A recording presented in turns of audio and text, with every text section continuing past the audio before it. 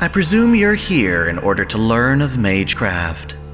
I'll have you know, there's no room for the weak-willed in this course, and despite your best efforts, the sorcery of our time is but a fraction of what it once was in the Age of Gods. Much of the craft is established through pedigree, and the culture of mages is riddled with deception and moral depravity. That said, if you insist, I shall do my best to educate you in this miserable, yet fascinating world.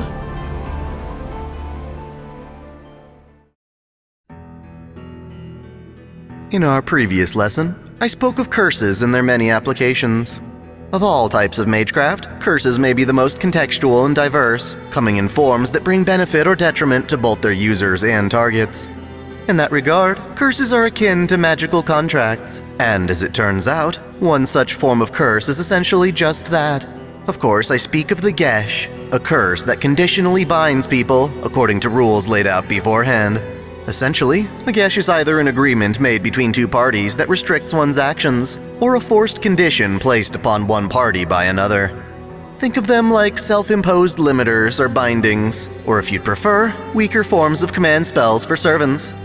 They tend to be more imposing and drastic than a typical curse, requiring reasonable preparation. As with other curses, the reasons mages would bother using them vary, and it is best to look at such cases through individual examples. Most frequently, Gesha are featured in Celtic mythology as an oath between warriors that, if broken, would curse the violator.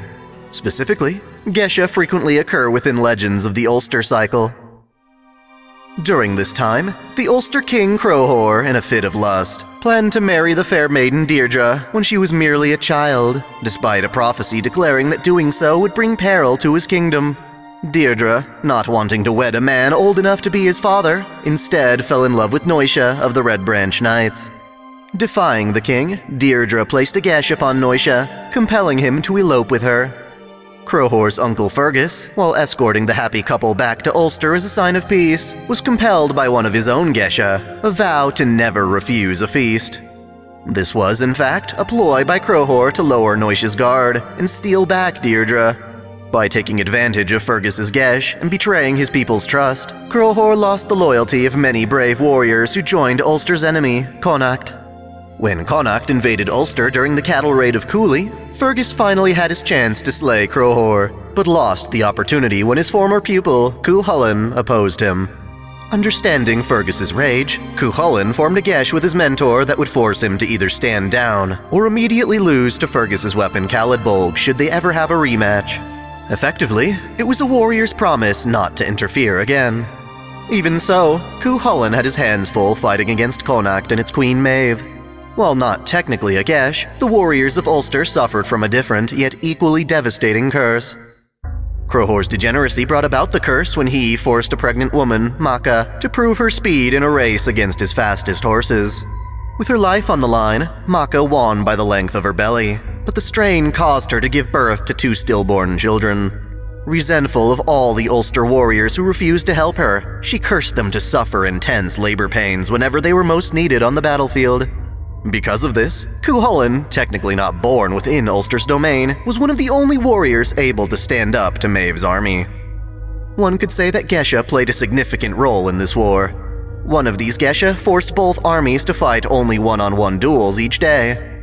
Cuchulainn, capable of felling 5,000 troops per day, agreed to only have one battle at a time, and in exchange, Maeve could only advance her army during these duels.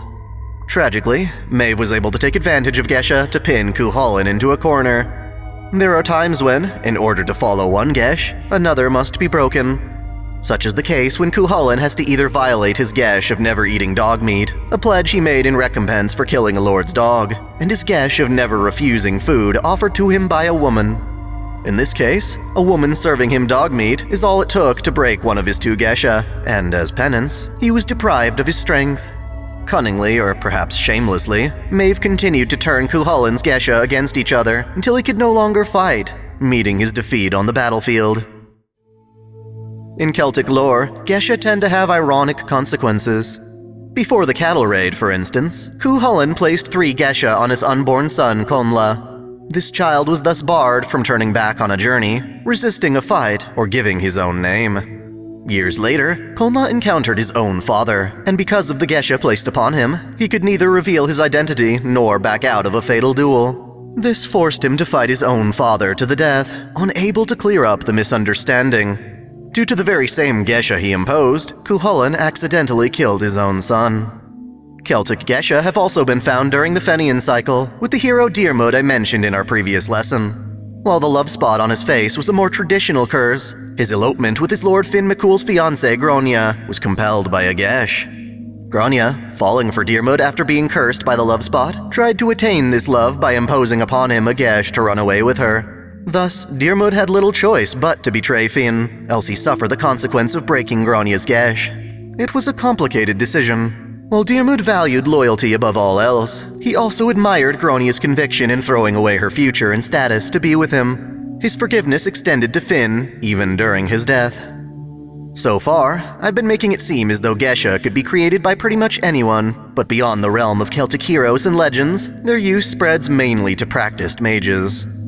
A rather grim application of them comes from the mage Reen Tosaka. During the Fifth Holy Grail War, she struggled with how to respectfully handle her sister Sakura, who was suffering due to the curse of Angra Mainyu discussed last time. When Reen's fellow master, Shiro Emiya, came to propose an alliance, she attempted to place upon him a Gesh to seal his loyalty. Should Shiro consent, Reen would have bound Shiro to comply with her every decision during the war. She could not force him into any specific behavior, but she could restrain him if he tried to defy her. Sakura's survival hinged upon this decision, as Reen initially decided to kill her. Shiro, bound by such a Gesh, would not be able to interfere and save his beloved. The use of Gesha also appeared within the beasts of humanity, specifically Tiamat during the Age of Gods. Her frightening chaos tide, the Sea of Life, expands as a black mud capable of birthing children and corrupting life that touches it. The children born of the chaos tide are imposed with a Gesh on a cellular level, a contract through nitrogen that compels them to oppose humanity. Even servants corrupted by the chaos tide can find their saint grafts altered to abide by this amino Gesh. Because the tide can bring about life, this Gesh most certainly rivals Angra Mainyu's curse. Gesha have even been implemented to literally serve as contracts between mages in the form of documents called self-Gesh scrolls. While Celtic warriors would suffer and lose their strength by breaking a Gesh, mages using scrolls would instead bind their own magic crests as a Gesh's collateral. That's right, these agreements between mages are bound by their most precious commodity, guaranteeing loyalty, even in death as a magic crest is soul-bound. Self-Gesh scrolls are used in forming unbreakable alliances, and to suppress even the most treacherous magi. It goes without saying that mages do not take these contracts lightly. In the Great Holy Grail War in Trifus, the mage Kairi Shishigo offers signing a self-Gesh scroll in order to validate a temporary partnership with the Black Faction while fighting against Shiro Kotomine. In his case, the offering alone demonstrates loyalty, such that Fiore Forved Yiga de Millennia agrees to the alliance without such extreme measures. The same cannot be said for everyone, however. In a completely different time, a mage representing the Rayrokan family, contracted to the caster servant Paracelsus von Hohenheim, signs a self-Gesh scroll to validate an alliance with his enemy rider servant, the Pharaoh Ozymandias. It must be mentioned that this was not at all consensual, however. The master had very little choice in the matter, as Ozymandias could and would easily murder both him and his daughter Messiah if he refused to sign. Sadly, this is not the only instance of scrolls being signed under coercion. In fact, the most nefarious and disrespectful application of a self-Gesh scroll was forced under similar circumstances. Kiritsugu Emiya, rightfully named the Mage Killer, proved his title by using the conventions of Magi against them. To seal his victory in the Fourth Holy Grail War against his enemy Cainith El Malloy Archibald, he essentially made a mockery of the self-Gesh scroll. He had his assistant Maya severely wound and kidnap Cainith's lover, Solau. He then held Solau at gunpoint while giving Cainith the proposed scroll. In exchange for Cainith using all of his remaining command seals and ordering his servant Diarmid to kill himself, Kiritsugu vowed to forbid himself of any intention of harming Cainith or Solau for all eternity. Kiritsugu had already signed it, and all Cainith had to do was fulfill its conditions. Under immense pressure, Cainith was forced to decide between everything a mage stands for, his pursuit of Akasha, and the woman he loved. Trusting in the contract, he wasted all his command seals and betrayed Diarmid's loyalty by robbing his servant of an honorable fight. For Solau, Kenneth threw away the war, his pride, and his purpose. Yet, this spared neither him nor his beloved. Certainly, Kiritsugu kept his end of the bargain, not intending to kill them himself, but nowhere in the contract were Kenneth and Solau's safety guaranteed. Instead, taking advantage of a false sense of security, Maya shot them dead on the spot without warning or mercy. On one end, it's fair to brand Kenneth a naive fool for not negotiating better terms during a war clearly stripped of its honor. However, it is also fair to say that Kiritsugu, despite coveting the Grail for world peace, had committed yet another grave sin. The anger he brought to his servant Artoria Pendragon was well earned, but Kiritsugu knew full well he was walking a path of bloodshed toward his ultimate goal. One could say Kiritsugu slandered the very practice he was raised into, but at the same time, one could also say that Kiritsugu's very behavior was perfectly in line for a mage. After all, the Mages Association is filled with betrayal, neatly tucked beneath a facade of academic prestige. Ironically, all mages are human, and it's simply a matter of how far they go to deny that. In summation, Gesha are cursed oaths, orders, and contracts established between mages and victims. They culturally hail from Celtic mythology, serving as a key component behind both the hubris and honor of brave warriors, but their use is clearly expanded to magecraft at large. Gesha are often the most serious promises mages can make, putting their entire legacy on the line. But even then, the honor and sincerity behind these oaths is completely dependent upon the mage. For our next lesson, we shall delve into something more immediately recognizable. I cannot say how many lessons this will take, but this course would not be complete without covering the phenomena known as mystic eyes.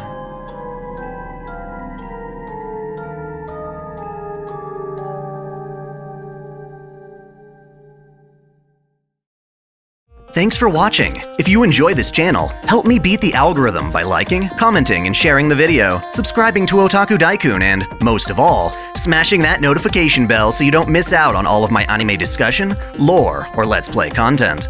If you want to support me directly, there are now 3 ways that all provide the same benefits. You can click join here on YouTube, or join Patreon or Subscribestar for access to exclusive vids and early access.